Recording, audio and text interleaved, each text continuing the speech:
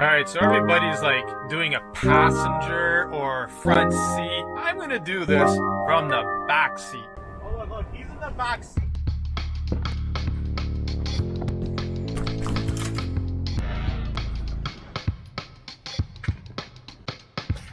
Boom. Tesla has done it again. New update. Stopping mode.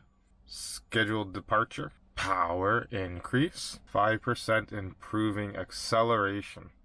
Automatic navigation. And other bug fixes. So what does all that mean? Essentially, the only garage my car went to was mine. And it was updated. More power. What more could you ask for? For free, over the air. Let's see what this car can do now. Look who it is. Hey, how's it going? Mother Frunker. Good. So what I'm hoping is, unfortunately or fortunately, he did not get his update. So maybe we can go out and do a little test somewhere with the regen all the way to 0 and what the car does do. Yeah, I'm good with that. All right. So follow along. All right, so we're in Mark's car now because mine was not ready. Just having it heat up over there. Hopefully we can get full regen. See, look, you have some dots. Version 10, 2019, 36.2.1. So in the driving. Yes. So another thing to note, it was actually on roll when I first got into the car. You have to have the car in park before you can adjust these, just like before. So now there's your hold mode. Maximizes below 8 kilometers per hour. So how does it work? Well, I mean, we're going to test it now anyway, but yep. When you go below 8 kilometers an hour, it just automatically starts stopping? Correct. We're used to, depending how fast we're driving, as you're coming up to the light, you kind of let go off the accelerator.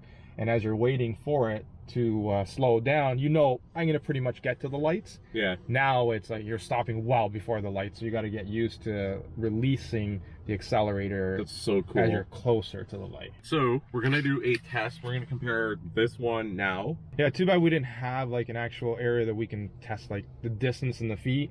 Maybe we use one of the poles. Yeah, we could. And then I'll get to a certain speed, 40 or whatever, and release it and say, oh, the car stops, this many parking spots. Yeah. Okay, we can do it that way. Yeah, we'll try something like that. All right. It's not like scientific.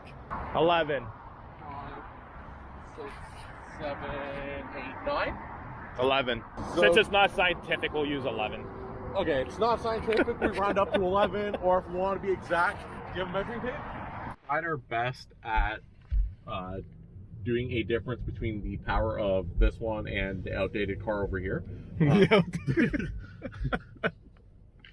That one. Our tests were not the most scientific. A lot of them failed.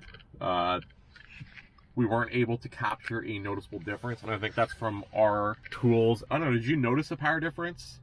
Like, not from a scientific perspective, but as someone who's driven 81,000 kilometers, do you notice 592? Yeah. Sorry. Did you notice a difference? You're pretty good perspective. No. Okay, that's it. Hold to stop thing is still really cool in the update. Yes. So I'm gonna show you here. So even U-turning everything, like I'm not even applying the brakes. You just have to get used to it. Going to reverse, you don't have to use the brake. Same thing, I don't know if you guys can see it clearly on the screen, you have to watch. I'm still on the accelerator and releasing.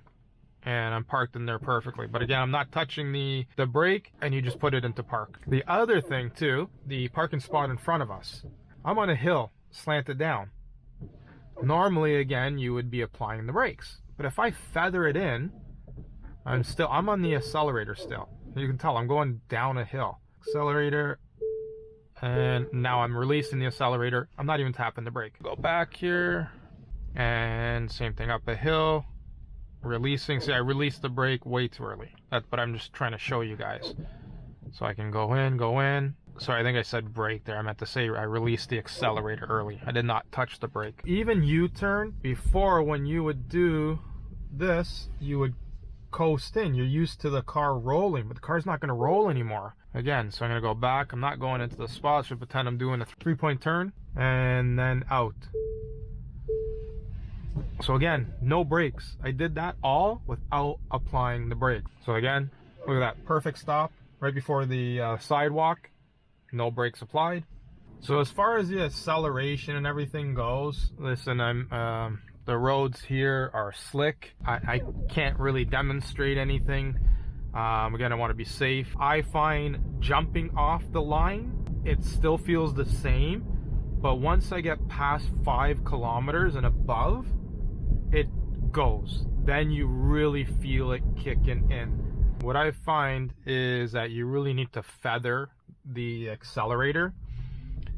You almost have to keep it depressed longer than what we're used to. We're used to really releasing it, coasting in, you know, letting the regen, and then once we get below 20, coasting a little bit more, then start applying the brakes. Now that the regen's all the way to 0, you don't need to do that. If you think the old way and release the accelerator too much, you're going to be too far from the stop sign, as you can see. You're really going to play with it, get used to it, know kind of what your timing is. Coming up to the lights, I'm still on the accelerator, but you can see it's regenning. Is that even a word, regenning? And then I'm coming off completely. I'm a little bit behind, but I mean, I could just, again, slight touch, and it gets me to where the line is. One pedal driving in the winter, in the snow,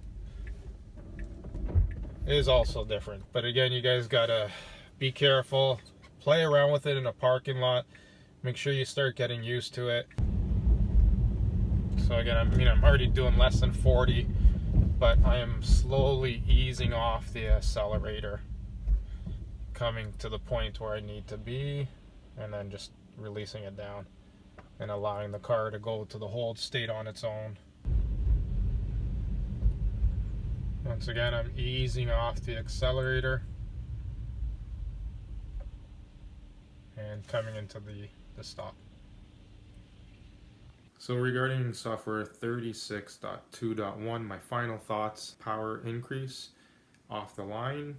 Personally, I don't feel it, but throughout the rest of the broadband from the driving, you do feel it. You kick it and it goes.